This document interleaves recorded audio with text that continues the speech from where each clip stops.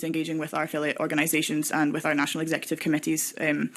Our National Executive Committee regional representatives are gender balanced, whereby we have one all-female shortlist and we have one open list. So women have the option to obviously stand on both of these lists, and the regional representatives make up a large bulk of our National Executive Committee. So this helps to ensure that there's a minimum of gender balance there. But our affiliates especially work particularly hard on when it comes to gender balance, from our youth wing to our student wing, our LGBT wing, our disability wing, and our BAME wing as well, all work quite closely together in facilitating events and kind of social networking aspects as well, to ensure that this culture is created whereby women feel confident enough to step forward.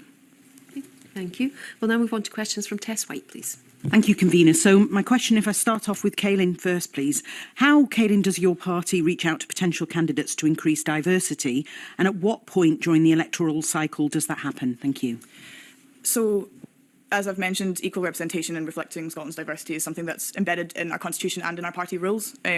So this means that the message is continually repeated, that we want to encourage people from underrepresented groups to come forward within our candidate assessment process, and this applies to Westminster and local government as well. So those who may initially be encouraged to apply for one of these cycles may then end up standing in our Scottish Parliament cycle as well. As I mentioned, our different affiliates hosted different events that are aimed at the groups that they represent. These invites are usually extended via their respective mailing lists, and they promote them on social media to try and encourage people who have never engaged with their organisations before to get involved as well. This is something that usually happens well over a year out from the election cycle, to make sure that we have plenty of time to consider all gender balance mechanisms available to us.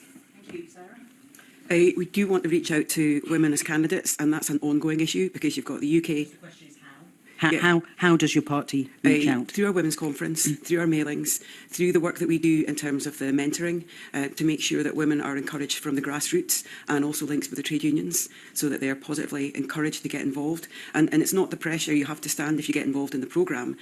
Sometimes women will come back a couple of years later, having got that experience. So it's definitely an issue about promoting women's involvement at every level, but also not just in the run-up to the actual elections, but in the years between as well. Okay, thank you. Anne?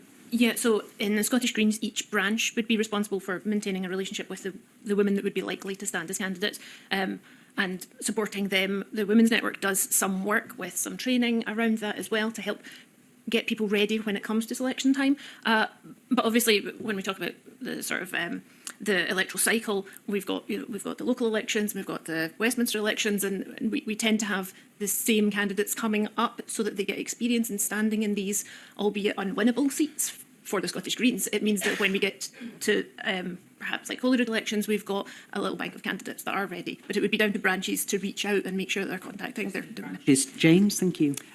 Yeah, I would say we do active recruitment and headhunting of potential candidates, both by the party and by the affiliate organisations, Women to Win, CW, SCB, throughout the party. And, for example, in fact, tonight I'm doing an Ask Her to Stand session as part of that. I think, as the other panellists have said, in terms of when we would do that, I think that's a rolling process throughout the term. There are so many different elections in Scotland that actually people often come forward for one election, stand at another, and then stand in future. And it's about building up that experience, because it does take years, I think, to get through, for some people to get through the process. So doing that constantly on a revolving basis is really important, and that's what we do. And my next question is about what work your party is undertaking in advance of 2026, and how might it differ from what you did in 2021?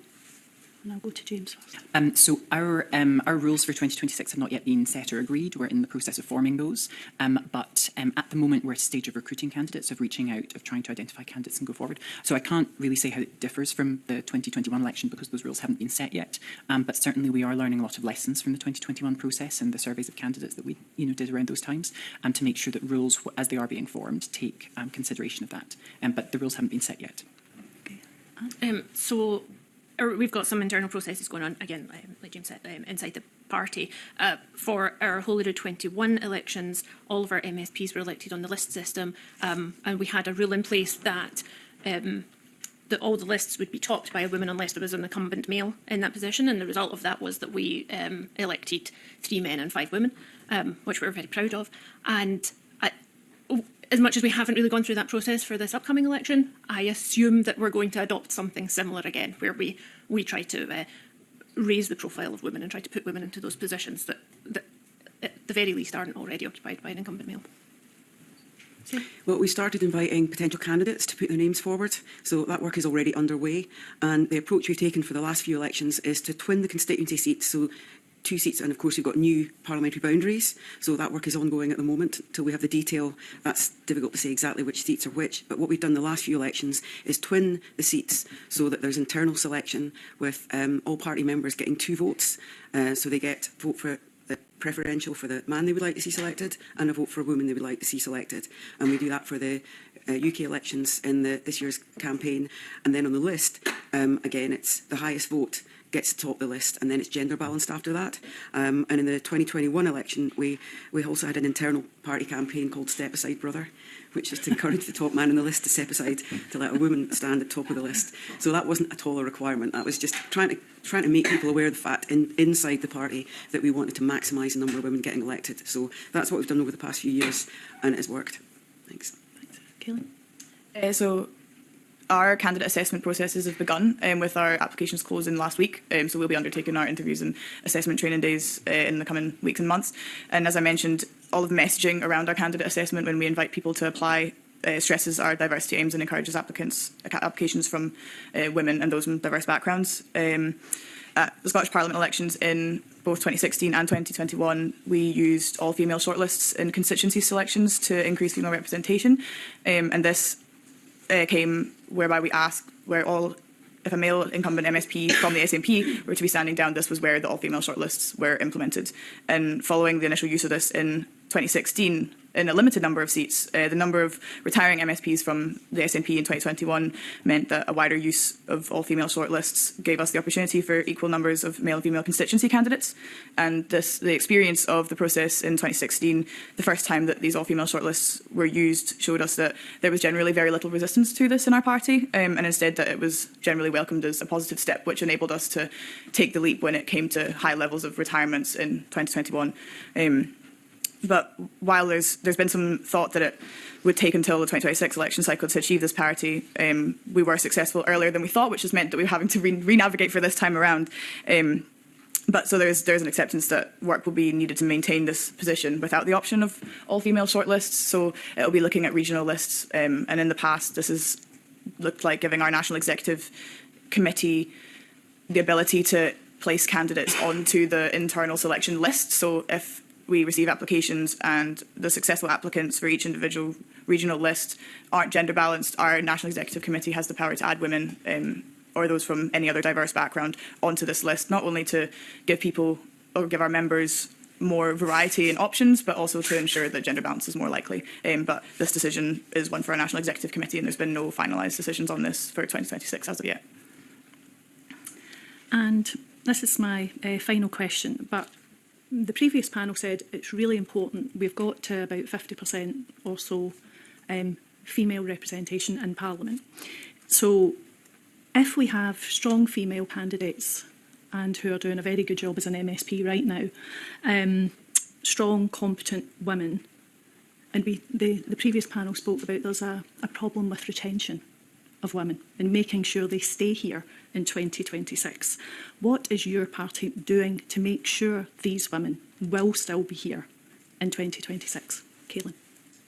Our main priority tends to be around gender-sensitive campaigning, and whether this comes to party policies, as I've mentioned earlier, making sure that creches are available and politics continues to be accessible to women once they're in the door to help them to continue to engage, but also in practices in terms of canvassing and chapping doors and making sure that this isn't an off-putting experience for women that get involved in our party. So we'll have buddy systems when people first get involved, and we generally have a policy that women won't go into tenement closes by themselves, and we try to make sure that this culture of understanding around differences in gendered experiences of politics is understood across the board within our branches. So this tends to help retain women at an activist level at our branches, and this is usually whereby women gain the sense of community and are more likely to have their political career supported to the point of standing for election. I One of the main things we do is to support women through campaigning, to make sure that they are involved, they're encouraged, and they know they're going to get that support. I think the issue about retention of women is something that cuts right across the parties. And if you look at the last election, 2021, we actually lost several women, I think it's about 5 or 6, who chose not to stand, all talented. Some of them had been very senior in their party, and there's an issue about the nature of being an MSP, things like decision time, creche access, and just what women are giving up by being elected. So I think there's something for all of us to reflect on in terms of the Parliament as parties, from the branch level to our National Executive Committee to our conferences. We do as much as we can to support women and to be positive. I think it has got tougher given the social media over the last few years, but I think more we can do together across party, I think, as well as internal to the party, I think that's absolutely critical. And if you look at where some of our candidates come from, we sometimes get councillors stand as parliamentarians, and the challenge of being elected as a female councillor is tougher than being elected parliamentarian, because the salary is tougher. If it's a single woman and you've got kids, that economic decision is much, much tougher. So I think there's something both about retention and also about thinking where women might come through as candidates who've already got good experience and how you support them to that process as well. So with the Scottish Greens, obviously we're a very small party. We will have 4 female incumbents when it comes to the next Holyrood elections. To be honest, there's more that the wider party structure could do. I will imagine it will fall to me going and having conversations with all 4 of those women to make sure that they stand again. But that is where the Women's Network in the Scottish Greens comes in, where we provide that peer-to-peer support, and we do our best through branches as well to make women feel welcome and comfortable as best as we can.